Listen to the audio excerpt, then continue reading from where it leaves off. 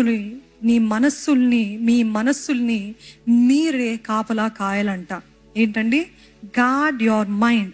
మన తలంపుల్ని దాడి చేస్తాయి, భావోద్వేగాల్ని వక్రీకరిస్తాయి, రియాలిటీని ఇది వాస్తవము అని అంటే. ఇప్పుడు చూడండి, చాలా మంది బైపోలార్ డిజీజెస్ అని ఈ కాలంలో ఎక్కువ కనపడుతున్నాయి. షిజోఫ్రేనియా అనే మెంటల్ డిజీజెస్, బైపోలార్ డిజీజెస్, ఇవన్నీ ఎందుకు అని అంటే రియాలిటీ కనపడుతున్నప్పటికీ, ఇది వాస్తవం, ఇది సత్యం అని కనపడుతున్నప్పటికీ వాళ్ళ ఆలోచనలు, ఈ షిజోఫ్రేనియా, ఈ బైపోలార్ వాళ్ళకి ఎట్లుంటుందంటే ఇది సత్యం కాదు అని అనుమానించడం, అని వక్రీకరించడం, రియాలిటీనే మ్యానిపులేట్ చేయడము, ట్విస్ట్ చేయడము, ఇట్లాంటివన్నీ చూస్తుంటాం. అందుకనే ఎక్కడైనా అనుమానపు ఆలోచనలు, వ్యతిరేకమైన ఆలోచనలు వస్తున్నాయి అంటే ఒక వాచ్మెన్ లాగా మన మనస్సుని మనమే గార్డ్ చేయాలంట, కాపులా గాయాలంట. ఈరోజు వాచ్మెన్ అని అంటే మన ఇంట్లో ఒకవేళ మీరే వాచ్మెన్ అనుకోండి. వాచ్మెన్ అంటే ఏం చేస్తారండి? ఒక కస్టోడియన్ అంటారు. వాచ్మెన్ ఏం చేస్తారంటే మోసపరిచే వాళ్ళు లేకపోతే దొంగలు అని ఎవరైనా వార్త ఇచ్చినట్లయితే వాళ్ళు అట్లా మారువేషం వేసుకొని వస్తారు. దయచేసి వారిని యాక్సెప్ట్ చేయకండి, వారిని రానియకండి అని మీకు ముందుగానే వార్నింగ్ వచ్చింది. మీరు అంగీకరిస్తారా? No, we would not allow. ఏదైనా ఎవరైనా తేడాగా కనపడుతున్నారు, మీ ఇంటికి వస్తున్నారంటే మీరు అలౌ చేస్తారా? మన ఇంటికి మనం ఎంతో సెక్యూరిటీ. ఈరోజు చూడండి, అపార్ట్మెంట్స్లో సెక్యూరిటీ ఉందా, వాచ్మెన్ ఉన్నాడా, ఇవన్నీ చూస్తుంటాము. But who is a watchman over your mind? మీ మనసుకి వాచ్మెన్ ఎవరు మీ మనసుకి కాపలా కాసేవాళ్ళు? అది దేవుడు చేయలేడండి. దేవుడు అస్సలు కాపలా కాయలేడు. God can not be a watchman over your mind. You are the watchman of your mind. మీరే మీ మనసుకి కాపలా కాసేవారు. దేవుడు ఏం చేయలేడు. అపవాది can not be a watchman. అపవాదే కదా ప్రేరేపించేది, అపవాదే కదా ఇంజెక్ట్ చేసేది పాయిజన్ ని మన మనసులోకి. అందుకనే you are the watchman for your mind. కాబట్టి మీ ఎమోషన్స్ ఎలా ఉన్నాయి, మీ తలంపులు ఏమైనా తేడాగా వస్తున్నాయి అంటే అక్కడికక్కడే ఆపు చేయాలంట. ఏంటండి? అక్కడికక్కడే ఆపు చేయాలంట.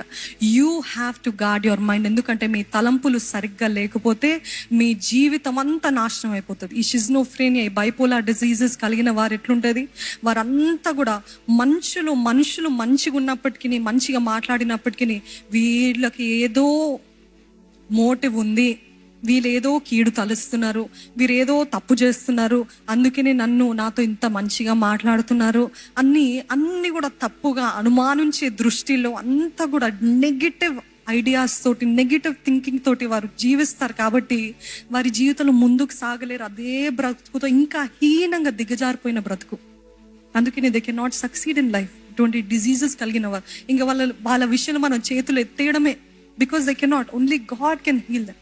Are else they have to say no, I'm not thinking like this. నేను ఆలోచించడం ఆపేయాలి. ఎంతమంది మన జీవితాలు, మన తలంపులు అక్కర్లేని తలంపులు, అనుమానపు తలంపులు, వ్యతిరేకమైన తలంపులు, క్రిటిసిజం, విమర్శించే తలంపులు, లేకపోతే అశ్లీలమైన తలంపులు మనం అనుమతిస్తున్నామండి. నేరుగా చూడటం కాదు, ఒక తలంపులు రావని కాదు, అందరికీ వ్యతిరేకమైన తలంపులు వస్తాయి, దేవుడికి ఇష్టలేని తలంపులు వస్తాయి. కానీ can you be the watchman and say no, I'm not allowing this, నేను అంగీకరించను అని రూఢిగా చెప్పగలుగుతారు? కొంతమంది వాచ్మెన్స్ చాలా రూడ్గా ఉంటారు కదండి. మేము అంగీకరించమంటారు. కొంతమంది సేల్స్ మ్యాన్ వస్తే నో, బయటికి వెళ్ళిపో అని అంటారు. ఎందుకు? వారు ఆ సేల్స్ మ్యాన్ కరెక్ట్ వాళ్ళు కాదు, వీళ్ళు ఎప్పుడు టార్చర్ చేసి చూస్తాం కదా. చాలా మంది సేల్స్ మ్యాన్ బుక్స్ అమ్మేవాళ్ళు లేకపోతే ఏదేదో అమ్మేవాళ్ళు ఒక్కసారి అనుమతిస్తారేమో, అనుమతించిన తర్వాత ఓనర్ చెప్తారు ఎట్లాంటి వాళ్ళు ఇంకోసారి అనుమతించద్దంటే, సెకండ్ టైం వచ్చినప్పుడు కావాల్సి వస్తే వాడిని బెదిరిస్తారేమో కానీ వాడిని అనుమతించరు. అంత స్ట్రిక్ట్ గా ఉంటారు. Because they know they are not the right people. ఈరోజు watchman of your mind, be the guard of your mind అని అంటే మన తలంపులు అలాగా కాసి పెట్టుకోవాలంటే ఇది తప్పైనది, రావని కాదు, వస్తాయి. వచ్చినప్పుడు దేవా ఇది అనుమతించకుండానట్లు నాకు సహాయం చేయి. I'm not thinking like this. భర్త గురించి వ్యతిరేకమైన తలంపులు వస్తాయి, భార్య గురించి వ్యతిరేకమైన తలంపులు వస్తాయి, మీ పైన ఉన్న యజమానుడు, బాస్ పైన మీకు వ్యతిరేకమైన తలంపులు వస్తాయి. ఇంత మాత్రం దానికి నేను ఎందుకు పనిచేయాలి అని ఇట్లాంటి వ్యతిరేకమైన తలంపులు మీలో వస్తే మీ పక్కనున్న వారు కూడా ప్రేరేపిస్తుంటారు. కానీ వారు ఎంత ప్రేరేపించినా, మీ తలంపులు ఎన్ని అట్లాంటి తలంపులు వచ్చినా, దేవుడు నన్ను ఈ స్థానంలో ఇక్కడ పెట్టాడు, ఈ సమయంలో నేను నమ్మకంగా చేస్తాను, అది దేవుడే చూసుకుంటాడని ముందుకు వెళ్ళగలుగుతారా? వ్యతిరేకమైన అనుమానపు తలంపులు, వ్యతిరేకమైన తలంపులు వస్తున్నప్పుడు అన్ని విషయాల్లో you have to be the watchman. ఫిలిప్పీయులకు రాసిన పత్రిక 4వ అధ్యాయం 8వ వచనం.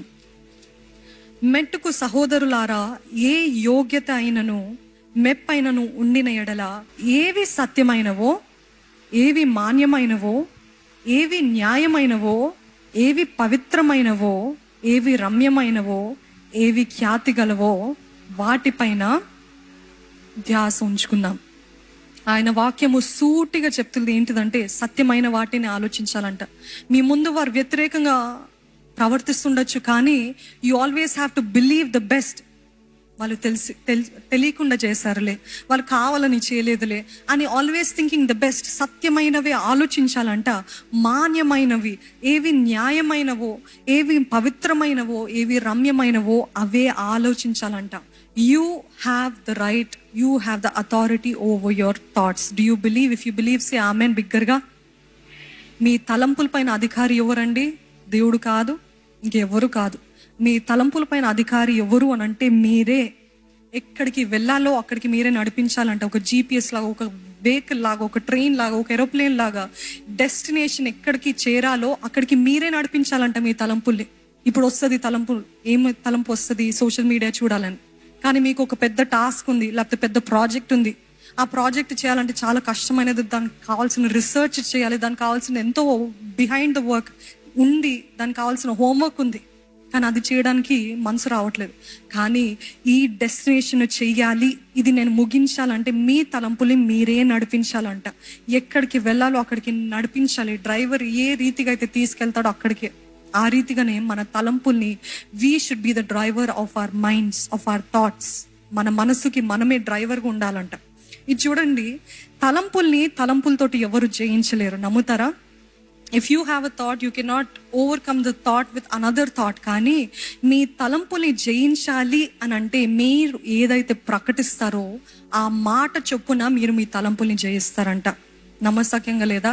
ఒక్కసారి మీ మనసులో మీరు అందరూ 1 to 10 కౌంట్ చేసుకోండి. మనసులో కౌంట్ చేసుకోండి. ఇప్పుడు మీ పేరు గట్టిగా చెప్పండి.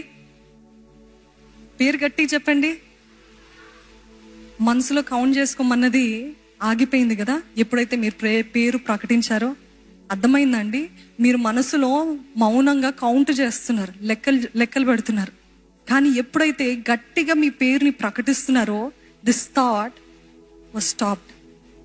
ఆగిపోయింది. మన మనసులో ఉన్న తలంపులు ఆగిపోయింది. ఎందుకు ఆగిపోయింది అని అంటే, ఏదైతే మనము ప్రకటిస్తామో ప్రకటించే దానికి శక్తి ఉందంట మన తలంపుల పైన.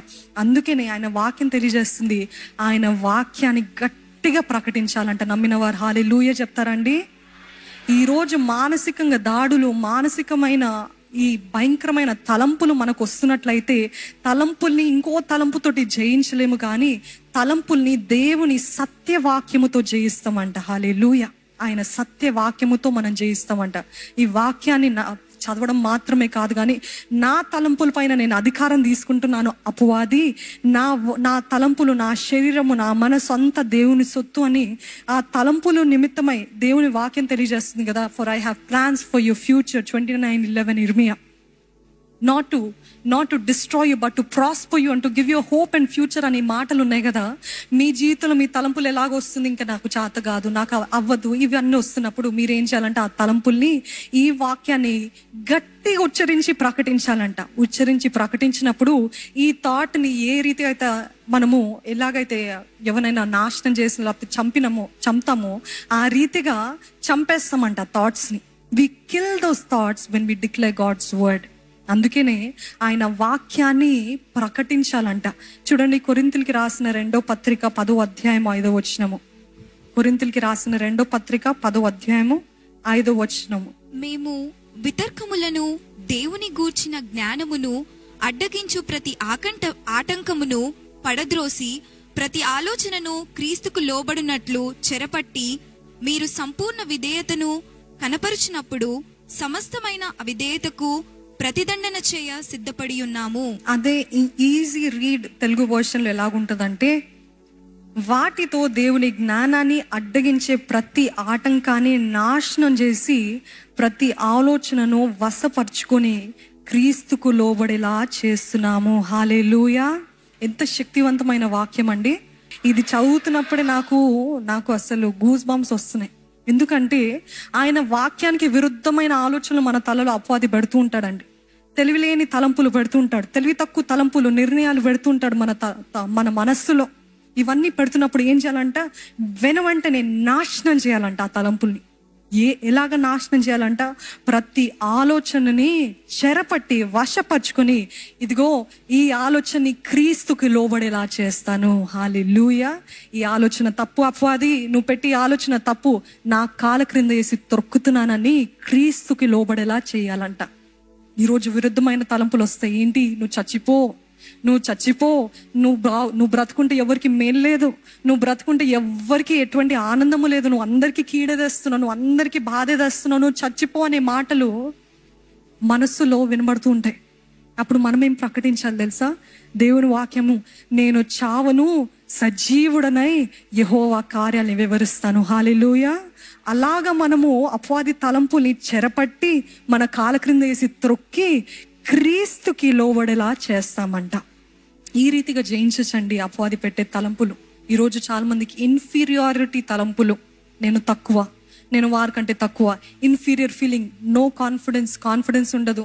వాళ్ళు ఎంత బాగున్నారు, వీళ్ళెంత బాగున్నారు, నా వాళ్ళు అవ్వదేమో అనే భయభీతులతో ఉంటారు. అందుకని జీవితంలో ముందుకు సాగలేకున్నారు. మీకు తలాంతు లేక కాదు, మీకు జ్ఞానం లేక కాదు, మీకు తెలివి లేకుండా కాదు, ఎవరితోటో పోల్చుకొని, ఓ వారికంటే నేను తక్కువలే, వారికంటే నాకు చేత కాదులే అని ఇన్ఫీరియారిటీ థాట్స్ ఆఫ్ ఫియర్, భయము అని ఈ ఆలోచనలు, ఇన్సెక్యూరిటీ, అభద్రతా భావము, ఎప్పుడు చూసిన ఇన్సెక్యూర్. అందుకని ఎన్నో ఇంటర్వ్యూస్కి వెళ్తున్నాను, ఫెయిల్ అవుతున్నానండి. ఎందుకు?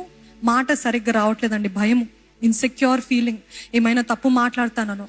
చూడండి, అసలు దాని గురించి అవగాహన లేకపోయినా ఆ కాన్ఫిడెన్స్ బట్టి చాలా మందికి ఉద్యోగం వస్తుంది. తెలుసా? మీకు తెలుసా? All what most people require is, do you have the confidence? మీకు ఆ కాన్ఫిడెన్స్ ఉంటే ఎంతైనా ఎదగగలుగుతారు. కానీ ఎంత తలాంతులున్నా అసలు కళ్ళలో కళ్ళు పెట్టి చూడటానికి భయము, మాట్లాడాలన్నా భయము, ఇంటర్వ్యూ అంటే చేతులు కాలు వణికిపోతే, ఎందుకు నాలో ఉన్నవాడు లోకంలో ఉన్నవాడు కంటే బలవంతుడు అని గుర్తెరగరా? క్రీస్తుని బట్టి సమస్తము సాధ్యమే, క్రీస్తుని బట్టి మేము విజయశీలు అని ఈ మాటలు ప్రకటిస్తుంటే ఎంత ధైర్యం కలుగుతుంది? ఈరోజు ఇన్సెక్యూరిటీని బట్టి అన్నిట్లో ఫెయిల్ అవుతున్నారు. వివాహ సంబంధాలు కూడా, అట్లాంటి భర్త, అట్లాంటి భార్య, అమ్మో నాకు దొరకరేమో మాట్లాడమని అంటే ఒక్క మాట మాట్లాడకపోతే ఇంకా వీళ్ళు so under confident, they are so under confident, నాకు అట్లాంటి వాళ్ళు వద్దు అని చాలా మంది రిజెక్ట్ అయిపోతున్నారు. Why? Because this insecurity thoughts, నా వల్ల అవ్వదేమో, నన్ను మెచ్చుకోరేమో, నన్ను యాక్సెప్ట్ చేయరేమో, ఇన్సెక్యూరిటీ. ఇంకొక ఆలోచన ఏంటిదంటే, దేవుడు నన్ను ప్రేమించట్లేదు, నన్ను ఎవరు ప్రేమించట్లేదు, ఆ బైబిల్ అబద్ధము అని ఇట్లాంటి మాటలన్నీ కూడా వినబడుతూ ఉంటాయి. ఎంతమందికి అనిపిస్తుంటుంది, దేవుడు నన్ను ప్రేమించట్లేదేమో, దేవుడు నన్ను మర్చిపోయాడేమో, దేవుడికి నేను అక్కర్లేదేమో, దేవుడు కొంతమందిని ఎన్నుకున్నాడు, దేవుడు కొంతమందికి ఆ కృపనిచ్చాడు, దేవుడు కొంతమందికి పార్షాలిటీ చూపిస్తాడు, పక్షపాతం చూపిస్తాడు. వాక్యము దేవుడు పక్షపాతి కాదు అని చెప్తున్నప్పటికీ బైబిల్ అబద్ధము, because I see so many people are getting high, నేను మాత్రం ఇట్లాగనే ఉన్నాను అంటే దేవునికి కూడా విరుద్ధమైన తలంపులు అపవాది మనలో నాటుతూ ఉంటాడండి. నిన్న దినాన చాలా భారమయ్యి, మనసంతా భారమయ్యి, ఆందోళనతో, ఒత్తిడితో ఉండి, నేను కొద్దిసేపు అంటే పిల్లలందరూ అంత బాధ్యతలన్నీ ముగించి చాలా భారంగా అనిపిస్తే నేను ఒక చోట వెళ్ళి సపరేట్గా కూర్చున్న తర్వాత నేను అనుకుంటున్నాను, దేవా ఇంత భారంగా ఉంది, ఇంత ఆయాసంగా ఉంది, ఇంత కలవరంగా ఉంది, దేవా సహాయించి, ఏంటిది ఈ పరిస్థితి ఏంటిది అని ఇలాగా నేను కింద చూస్తున్నప్పుడు నా చేతి పైన ఇది, can you Zoom it in brother, can you Zoom it in? ఇది నా చేతికి మా రెండో కొడుకు వేసాడండి. జీసస్ లవ్స్ యూ అనే ఈ బ్యాండ్ నా రెండో కొడుకు మండే రోజు వేసాడు. మమ్మ this is a gift for you అని చెప్పి నా చేతికి ఇది వేసాడనమాట. అది వేసిన రోజు నాకు ఏమనిపోయినా, ఓహో వాడు ఏదో సంతోషానికి వేసాడులే అని నేను అలాగనే పెట్టుకున్నాను, మర్చిపోయాను కూడా. అయిన తర్వాత నిన్న దినాన అలాగనే ఆయాసంతో, ఎంతో భారముతో ఇలాగ తల పట్టుకుని కూర్చున్నాను. నిజంగా వాస్తవానికి అలాగా కూర్చున్నప్పుడు సడన్ గా నా కళ్ళు దీనిపైన పడ్డది, జీసస్ లవ్స్ యూ అని. మామూలుగా ఆ మాట వింటే ఒకలాగా ఉంటుంది, కానీ ఆ పరిస్థితిలో, ఆ కలవరంలో, ఆ ఒత్తిడిలో, ఆ భారంలో ఈ మాట చదివినప్పుడు నాకు కొండలాంటి ధైర్యం వచ్చిందండి. హల్లెలూయా.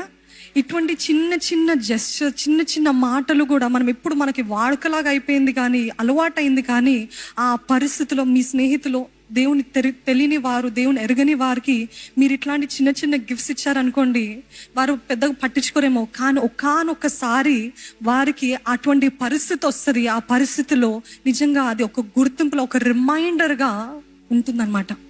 ఈరోజు అది విన్న వెంటనే నాకు ఒకలాంటి ధైర్యము, ఆదరణ, అంటే దేవుడు నన్ను మర్చిపోలేదు అనే ఒక కొండలాంటి ధైర్యము నేను అనుభవించగలిగాను.